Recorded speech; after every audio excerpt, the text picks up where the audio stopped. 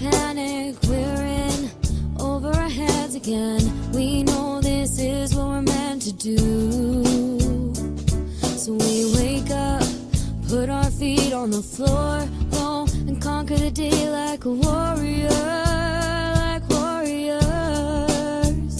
Cause that's what a tribe does. We got your back so you can relax and focus on all the important stuff, like getting your business done.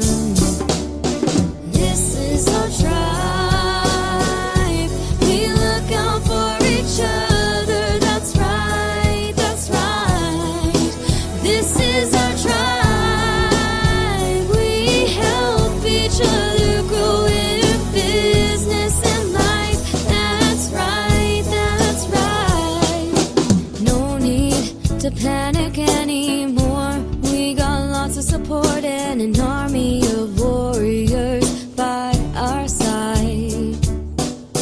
We fight the good fight when we unite. We fight the good fight when we unite. Cause that's what a tribe does.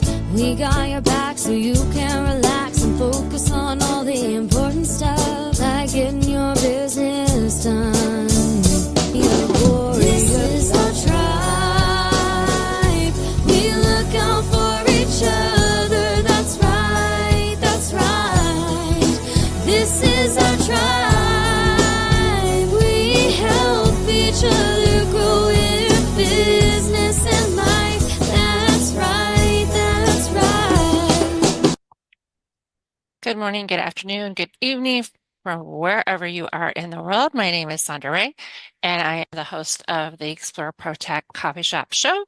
I am here with Explore Tech. Okay, we're going to speak English today. Explore ProTech members. We talk all things business, whether you're a startup, scaling, new, old, whatever. We talk about all the topics about business from our perspective and our experiences. I think combined we have like 10 or 15 years of experience running businesses. So yeah, today we've been talking about marketing. So we're going to switch gears and we're going to talk about customers and the sales journey and the customer journey and all those things that have to do with customers. So today is going to be like a overview / foundation of what we're going to be talking about in the next couple of weeks.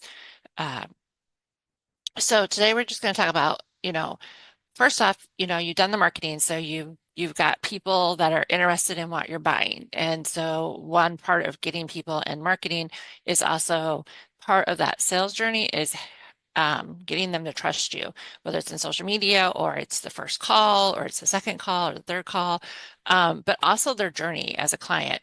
So you want clients to be loyal clients. You want clients to send you business, be repeat clients and things like that. Those are the clients you want to prefer. Are you going to get the clients that are one and done? Yes, of course you will. But those repeat referral loyal customers are really what you want to build your business on, because that's so much easier to build on versus the customers that come and go in a split second.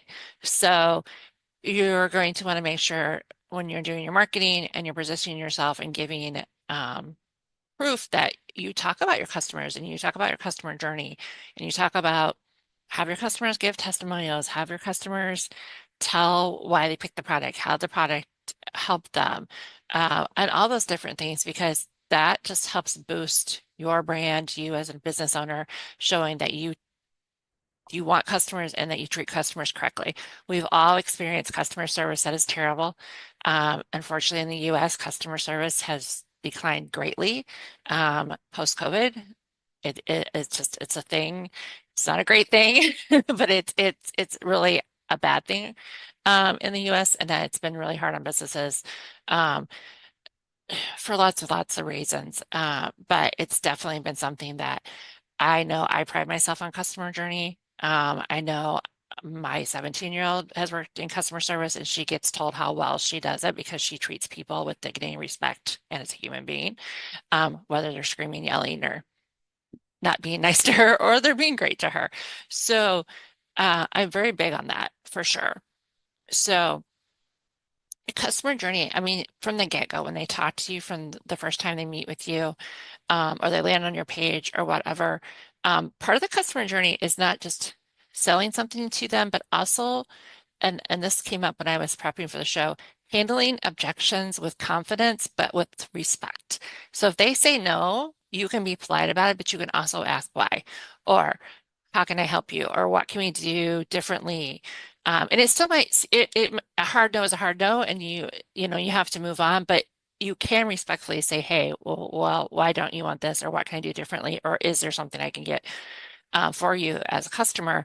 But you got to be confident in what you're doing. And I know that is something I had to work really, really, really, really hard on because it was not my strong suit.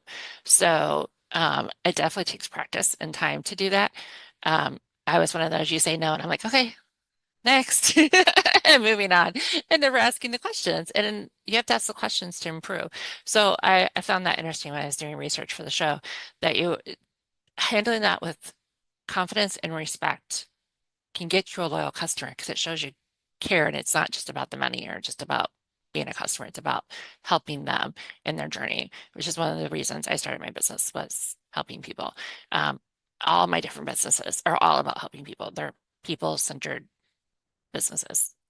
So for sure. Peter, come on in because I will like ramble on and on.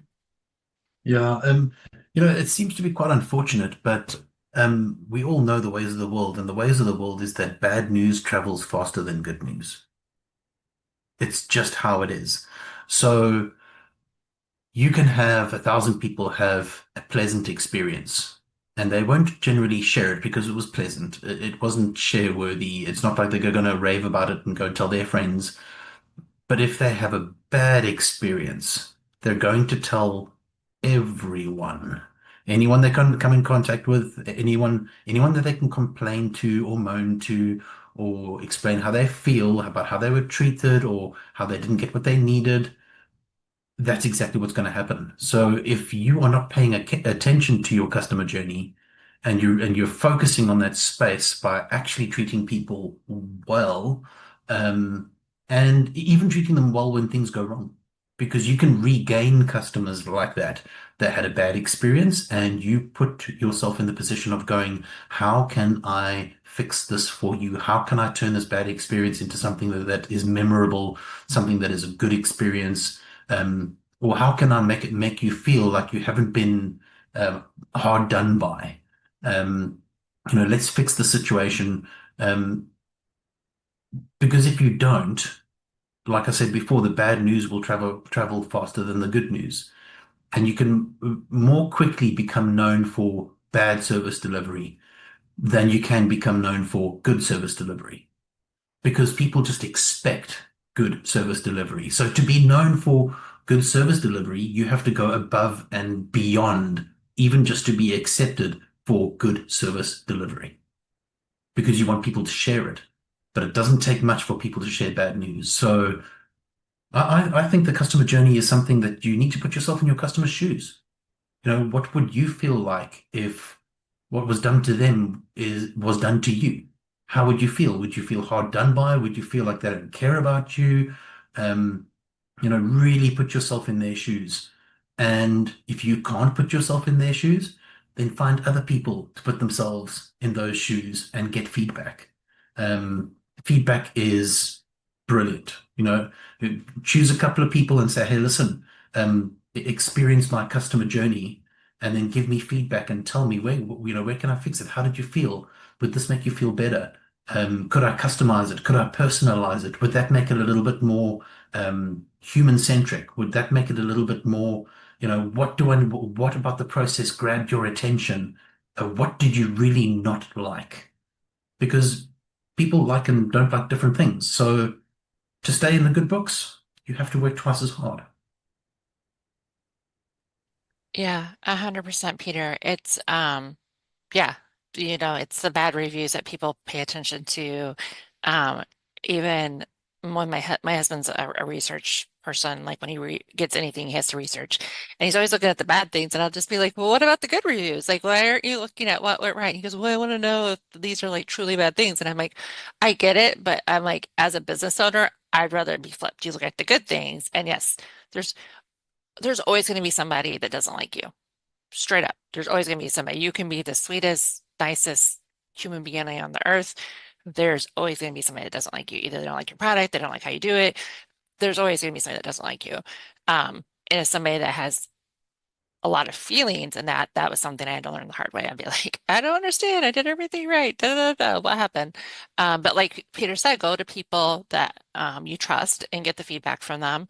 Also, when you're doing your client journey, onboarding and bringing them in is just as important as offboarding or the after buying or after coaching or whatever. I had somebody that's offboarding one of my clients that I referred to him, and I was like, do you have an offboarding process? And he's like, no. I was like, well, let's work on that. So we've been talking that through, and he was like, well, I'm just gonna have a meeting with him. I'm like, that's great. Some people are cool with that, and then some people like me would not tell you feedback face to face. I would want to do it in writing.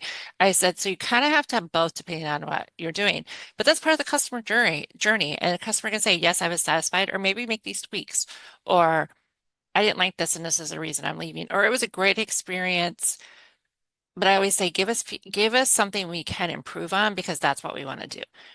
Give us something to improve on. I get it that you were satisfied with the thing, but there's always something we can do better. So whether it's, timing or price or product or whatever. So accept the feedback. I mean, again, not everybody's gonna like your product, so you gotta have to take some things with a grain of salt. But look at the whole salt shaker, not that grain. I guess it's a good analogy. So, Mr. L, come on in, sir. Hi, greetings, everyone. Yeah, look, another very important topic. Um, when Peter mentioned the bad news traveling fast, I thought of this platform, Hello Peter. I've never heard of a positive feedback on Hello Peter. Maybe I must start another platform called Hello Sondra or Hello Lesetja that can just give positive feedback, just so that we've got something positive to talk about. But, related to the topic, um, people buy from people they know and trust. So for me, it also depends on how did you build the relationship? Was it a once off, what do they call it? Wham, bam, thank you, ma'am, kind of a sale, or do you want to build a relationship?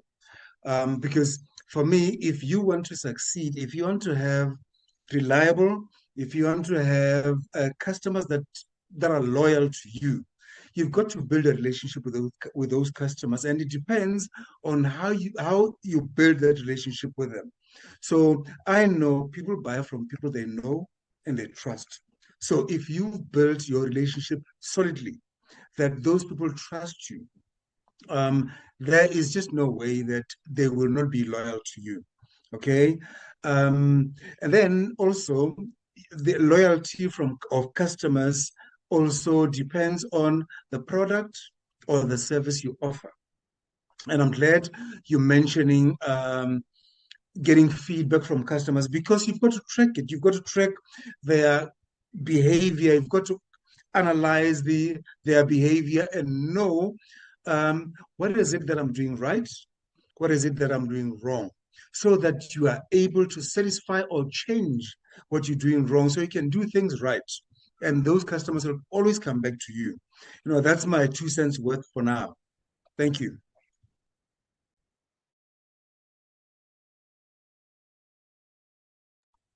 Find the arrow to get to the mute button. Yeah, I love that, because it's definitely it's the journey. Customer journey is actually what we will talk about next, because customer journey starts from the moment they lay eyes on you, whether it's social media, their website, your website, social media, word of mouth, or whatever. Customer journey starts right then, which is why we did marketing before. So go back and watch the marketing. If you're marketing to the ideal people and you're showing them your customer journey while you're marketing to them, it's going to make you have to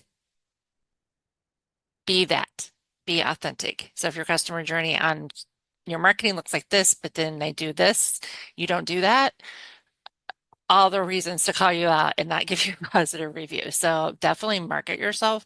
If you are like, I don't know, if you're an agency and you're saying you're doing all this stuff by yourself, you know, that can be, well, that can be seen both ways. Not finding a really good example. Or if you say you're US made products, but you're not really US made products and you ship from overseas, and people are like, wait, you marketed yourself as a US product based company, which is a huge thing in the US, by the way. So why is, oh, well, this part's US and this part's not. Well, that's not the way you marketed yourself. So as the customer journey, like they're going to be like, wait, what else is wrong? Because once you give them one reason to look for something wrong, they're going to look for all the reasons that something's wrong. Again, we're not perfect. We're human beings. But yeah, don't give them that. Do your best due diligence to do as you say. Market yourself and do what you're saying will go a long, long way with customers. I've been with many different types of industries, and a couple of them, I'm like, you're one way to the public. Behind closed doors, you're a different way. And I didn't sit well with me. And people are like, why? And I'm like, well, I'm not going to blast people, but I personally am going to walk away because I can't do that. I can't see something on social media and see the opposite when I know they're not the same. So integrity is big for me. Some people don't care, honestly. They're just like, yeah, give me my stuff. I don't care how you operate in the background. So Peter, come on in. Yeah, I think one of the biggest mistakes that most businesses make is that they rely on positive feedback and get annoyed by negative feedback. There's this thing of, oh, you've given me negative feedback and I don't like it, and I don't like it the way it makes me feel because my business is my baby, and then they tend to ignore negative feedback or react to negative feedback in a negative way. And I think that's where we need to change our thinking. When a customer gives you feedback and it's negative, they have taken the time out of their schedule after they have paid for something or a service or a product from you. If they are disgruntled, they have taken the time to let you know what has upset them or what they were not happy with. That is called an opportunity. It's an opportunity. It's not the time to get or have all your feathers ruffled. It's not the time to, it's an opportunity. Because if they realize that because they've taken the time to voice their concerns, that you have then also taken the time to put them at ease and go, I'm so sorry that this happened to you. Let me get to the bottom of this. Let me sort this out for you. We really don't want you feeling this way. You're very important to us.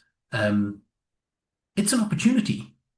So if you have done targeted marketing, you have targeted a very specific customer, you don't want to lose the specific customer because you've targeted that particular audience. If you go about creating your customer journey in a way that people get left disgruntled and opinionated about in a negative way about your space, you'll find very quickly that before people buy from you, they will hear the news as to why they shouldn't. So if you can take the opportunity and see it as an opportunity, this customer is disgruntled, they are not happy, maybe they didn't get what they needed or they didn't get what they required or it took too long, to take the time to write them a personal note and send, or even send them an apology. I'm so sorry that this happened. Then once you have fixed said situation, maybe your provider or your deliveries were delayed for a very particular reason and it needs to be fixed. Once you have fixed said problem, get back to customer and say, thank you.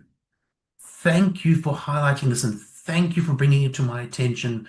This helps my business so much. If this was not brought to my attention, I would not have been able to fix it. But because you brought it to my attention, I now have the ability to fix it. Now I'm going to have you place an order and I'm going to send you this little item and let's see how long it takes because this problem should be solved. Thank them. They were disgruntled. Now they're feeling like, oh my goodness me, my contribution to your business actually helped you build your business. Um, I played a valuable role in fixing a problem, and now I'm being thanked for it. That's opportunity. But if you go in the other direction and go, I don't want to hear you say nasty things about my business, that's just nasty. Now, if you do that, then you're a sitting duck. So I think it's about thinking about things in a very different manner. Um, see everything as opportunity. Somebody's upset? Oh, opportunity. Opportunity. How can I make them not upset? How can I make them feel like they're part of fixing the problem? How can I make them feel great about fixing the problem? How can I make them feel like I am grateful for them highlighting the problem? Your customer will leave originally having been disgruntled and upset, and by the end of the process, they'll be like, oh my goodness me, I did business in this space. I was upset, but then this is what happened, and now I feel great. Opportunity. Some people just don't see the opportunity for what it is. They'd rather get upset and respond in a negative way. So do it properly. Yeah, for sure. And this is where having your customer journey written out in writing so you can look at the steps. My first merchant client, the shipping was promised on this amount of days, and then I went through the supply chain and they're like, the original manufacturer's like, there's no way, we never said we'd do this, da da da da. And so I went back to my client, was like, hey, they're telling you this, maybe you got told that 2 years ago or 3 years ago before COVID, and now but you still have it on your website. And then they were getting bad reviews about shipping delays. And so we changed it. We like upped it, and like, if you get it faster, that's fine. But we'd rather be on the side of caution that there would be delays and it's going to take this long versus saying it's going to be 2 to 3 days when it was more like 5 to 7 days, which is a huge difference. If I'm ordering something for a particular reason and I don't allow for those 5 to 7 business days, I mean, I have a huge family, so parties and so such, I would be upset. I've canceled orders because they're like, oh wait, it's going to take 2 weeks, and then I'll be like, no, that's not going to work for me. I have to cancel the order. And go get it locally or whatever. So definitely something to keep in writing so that you know how this is going, and write the problems down and how you fix them. And like you said, go back and thank the customer for showing you that and say, hey, what can we do? But on the flip side of that, your positive clients that are happy with how you're doing, reward them for that. Like, whether it's you give them a free gift, you have an affiliate program, you have a loyalty program, you ask, can you use your testimonial? You can ask for referrals. There's so many ways you can you can reward the loyalty customers while you're still dealing with the negative people. So don't leave the positive people over here positive and be like, oh, they were positive, that's fine. I don't need to talk to them anymore. Let me focus just on these complaints. Don't do that. It's not going to help you either. It's not going to make a loyal customer, which is what we're talking about, a loyal customer, not just a customer, not happy or bad, but a loyal customer. So the loyal customer might end up being the one that was negative because you fixed the problem, but make sure you're talking to those positive people, whether it's definitely the feedback, of course, but also don't just ask for feedback once. Say it's a product that's supposed to last for 6 months, come back in 6 months. It's a product that's supposed to last for a year, come back in a year. I love when I always tell people I'll check back in 90 days, whether you are a customer or not, check back in 90 days. And then keep your word and do it in 90 days, of course. But definitely think about how you want to keep these customers loyal. Especially if it's a one and done or something like that, where it's not something that you're going to necessarily talk to them repeatedly, you think, but it's never wrong to go back and check and see, hey, is it still working for you? Do you need something else? Do you need something new? It's also an opportunity to possibly sell or re-engage or get a referral. They'll be like, oh, wait, I had so-and-so I told about you. Let me go talk to them again and say, hey, see if they want to buy from you or whatever. So definitely have a process for following up with the positive just as much as you do the negative. Mr. L, come on in. I think talking about customer feedback as well. I've noticed and I've noted quite a number of our fast food outlets, franchises mainly, when you give them feedback on their website, a whole lot of them respond. And generally, they will respond with, here's a voucher, go get yourself a meal, because you've gone back to them and told them what's wrong with a certain store. Okay, they will get back to you, and generally they will send you an email if you send through an email, or some even go to an extent of even calling you, phoning you to thank you for the feedback, which is great. I haven't seen a lot of those that that get back to you after giving them positive feedback. There's only a few, and I'm thinking, as Peter was mentioning, they are losing an opportunity to sell more. Because if they come back to me to say, "Oh, thank you for this. We appreciate your feedback, positive as it is," I will kind of feel obliged to go by again. Um, get that experience again. But generally, most of them do not come back to you if you give a positive feedback. Something that you mentioned, Sondra, gifting those that give you positive feedback. Just send them an unexpected gift. It depends also on how big the customer is, all that. I mean, sending a very small token of appreciation, a key ring for that matter. Just say to them with your logo on, so they can go and market you as well. Send it to them to say, we appreciate you. That's part of marketing, right? They will always know, when we communicate, it's not about expecting a gift, but they know that you are appreciating them and you take their feedback seriously. Because it's not only about when it's negative, it's also about when it's positive. Appreciate them. And for those that have given you, well, that have highlighted an issue, thank them as well. Send them something, just like these fast food outlets that will send you a voucher to say, sorry about the experience, and how much they lose. Not much, because you're going to go back and back. Well, the second time you go in, it's going to be testing if they fix the problem.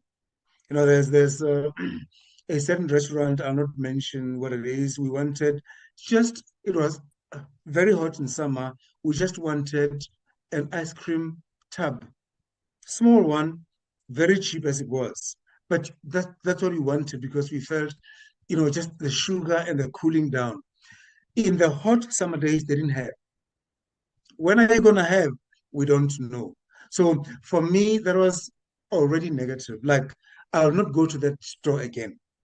I will not, because if you don't have what I'm looking for now, even if you don't know, find a way of saying that you don't know when it's going to come, but not just plainly say, I don't know.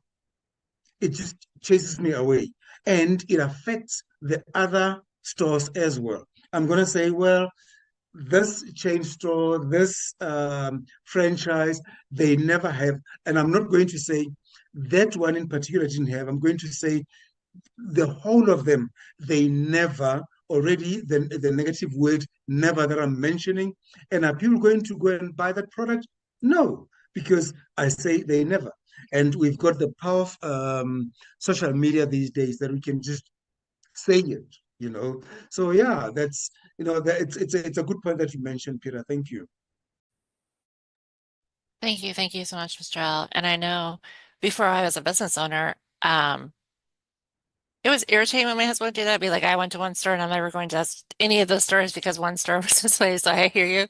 As a business owner, I'm like, wait, depending on what it was, like, is it a store thing or is it a chain thing? Like, where is the disconnect, or where is the issue? The other thing that I, as a business owner, now appreciate is birthday cards and Christmas cards. I used to be like, yeah, whatever they said, but it acknowledges you as a customer. So I go when birthdays, Father's Day, Mother's Day, I acknowledge my customers. And it can be something simple as just a card, or it can be a small gift or a small token or whatever. It doesn't have to be something extremely expensive, like Mr. Al was saying. It could be a pen with your logo or cup or whatever it is to advertise you. But I collect birthday dates and, anniversary, depending. I have a client that's a marriage therapist, so they collect anniversary and birthday dates because obviously they coach on marriage, so they want both.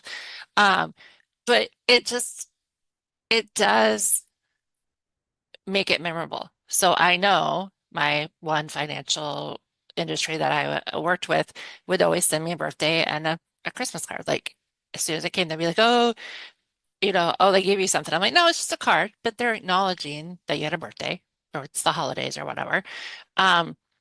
So those little things can be things that you can keep loyal customers with too. Is acknowledging and saying, hey, I see you, it's your birthday, let's celebrate you. It's the holidays. And even in today's world, the holidays are all over the place, you can still send something. Happy holidays. I'm like, if you get offended because I sent you a happy holiday card, I'm sorry. I'll take you off the list or whatever. But most people aren't going to be. They're going to be like, hey, that's cool. Because a lot of people don't get mail anymore. I prefer mail than emails. I get it. Emails is easier. Emails is quicker. You can set it, auto set it and everything else. But it's just a little bit more, especially if they hand sign it versus a stamp. But it's those little things that go an extra step. I have a friend that she ships her own merchandise and she writes a note on every single card when she sends it out. She's a small business, so she can do that. But it gets that extra touch of, hey, Sondra, thank you for ordering, blah, blah, blah. I loved it. I throw away most of the packaging in a package, but I didn't throw away her card. It was something that she actually wrote on. So those are little things to help create that loyal comeback customer base. It's just acknowledging that they're a customer, that they were good, that you celebrate them. Those are just little things, especially in a world where there's a lot of people that are not seen. And you never know. You never know if that's a person that's not seen or has a bad day and you made their day by acknowledging them. That stuff goes further than I think business owners want to give credit for. Same thing with the voucher. When, like Mr. Al was saying, if something went bad, here's a voucher, let's make it right. Or like Peter said, go through and do an order again. Let's see if it's fixed. Those are just human contact, human things that make you a better business, in my opinion. And I think we're all agreeing upon that it's a business thing that helps people come back. They're just like, hey, I like it that you acknowledged me. Oh, wait, I haven't ordered from you in 6 months and it's my birthday and you acknowledged me. So maybe I'll go over with my birthday money and buy something from over here. It just gives that, it puts your business in a positive front of mind. So something as simple as that. Come on in, Peter. Yeah, I think just two different experiences. I was looking to buy nappies for Prem baby. My son has been born. He's now 2 weeks old. He's still tiny. And I was told by people, hey, you got to go to this place. They'll have what you need. And I went there. And I walked in and I looked and I couldn't find it. And then I went and I found an assistant. And they were like, no, sorry, we don't do those. And I was like, okay.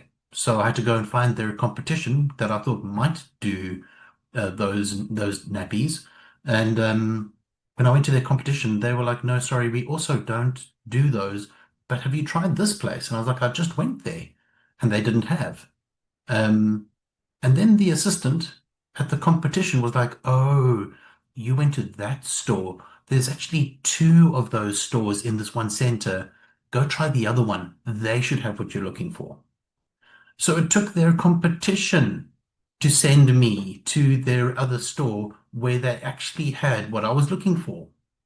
So not even their own staff could send me to the right place, but their competition could send me to the right place, which I found highly that to me. I was like, if my salespeople or my floor staff are not trained well enough to know what's in this branch and what's in the other one, that's boggling. So their competition sent me there. When I go shopping, guess where I'm going? The competition. Because they told me where to go.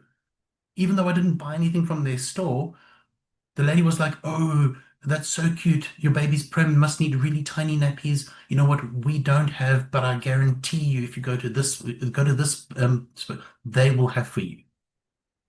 She helped me so much. I went and I bought my nappy somewhere else, but if I want to buy something else, I'm going back to the competition because they helped me. Um, and I don't usually do this. I will do a shout out on the show. Is we went through to the pediatrician. Baby was needed to be weighed, but before we could weigh baby, we needed to heat up the room because it was cold.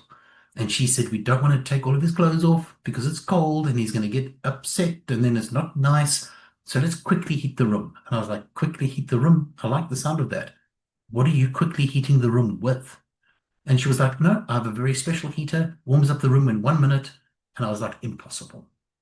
And she grabbed that little heater. It's a very tiny little heater. She turned it on and true to form, in 1 minute, the room was toasty warm but I was like, oh, I think I need to take my jacket off. It's getting a bit warm in here. I instantly wanted the heater. I want one. So I took a picture of it. And she was like, oh, are you interested in the heater? And I was like, yes. She was like, well, I ordered it from Yuppie Chef. And I was like, okay. So now I've got a picture of the heater and I've got the site that she bought it from. I got home, we went on to Yuppie Chef, compared the picture that I'd taken, and I was like, that's the one. That's the one I wanted. And it said delivery in 5 to 7 working days. I was like, we need it. We're getting it. We need it. We ordered it. 2 days later, courier arrives at the doorstep, knock, knock. Here's your heater. Plugged it in, turned it on, did exactly what it did in her office. And I was like, this is incredible. In the box was a QR code stating, and I think they know this, that if you have any feedback, or if you want to get in touch with them, or if you want to help them to build their brand by moaning or complaining, if you've got something that will help us to build our brand, please tell us so that we can actually, and then they told me in this note, we are looking to bolster and build our brand and spread our brand, and we need your help to do that. So that if there is something wrong with your delivery or your product, please let us know. You would be helping us so much. QR code. And all you have to do if you want to complain is go scan QR code, complain. That's it. That's it. Do you know how personal that felt? You know how warm I feel? It's great. My room is toasty warm. Heater does exactly what it was supposed to do. Promised in 5 to 7 working days, got it in 2 with a personalized note. Now I can change my child on the changing station without him freezing. I'm happy. What happens if I need something that's similar to a heater ever again? Where am I buying it from? Yuppie Chef. So Yuppie Chef, thank you. I love that. I love that, Peter. Like you said, it's a little thing. Put a QRC code in it. You could so easy to create QRC codes nowadays. People are like, I'm not techie, da da da. And I'm like, seriously, if you Google or GPT or whatever, ChatGPT, it takes you 2 seconds to create a QRC code. Conferences and stuff I've done lately or been at, yeah, that's basically what people give you. So yeah, and definitely under promise and over deliver. Like say 5 to 7 days, because it might have taken 5 to 7 days. Maybe they didn't have it in stock and they had to like go get it or whatever. But just in case they had it, they got it to you in 2. And you remember that versus somebody that says, it's going to be delivered in 2 and you get it in 2 weeks. Like you're going to remember both situations, but you're definitely going to talk more about the one that delivered faster and give them that shout out, of course. So that is amazing. Time flies when we're having fun, gentlemen. I always enjoy our Monday talks. We are getting to the end of our show today. Speaking of shout outs, we want to shout out Miss Susan. She does our cover, show notes. She turns us into a podcast. So please go like and share our podcast on Spotify. And of course, like and share our show, invite people. It is a live show. I do interact in the comments. So please do that. But special thanks to Susan. She transcribes everything after, make sure all our links are in the show notes. So she usually does it in 1 to 2 business days. So you can go back and click on our links and set up coffee chats with us. We want coffee chats. We want the feedback. Literally, tell us what you want to learn about. Tell us what's good, what's bad, and all the in between, because we always want to improve the show. And our goal is to service and help businesses. So we definitely want to make sure we do that. Thank you to Somerville that does all the behind scenes and keeps Peter straight. So much shout out to her.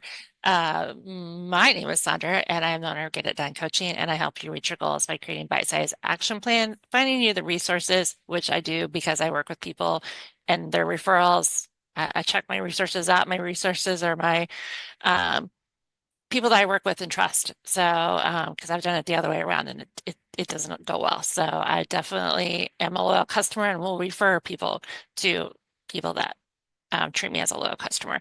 So for sure. Just a quick announcement. We will not have a show next week because I am going on my first ever solo birthday, celebrate my birthday solo trip with no agenda. So it's not work related, it's not family related, it's not anything. So self-care, whatever you want to call it. Anyways, I will be out of town next week. So we will see you in 2 weeks, of course. And Mr. Peter, do you want to take us out?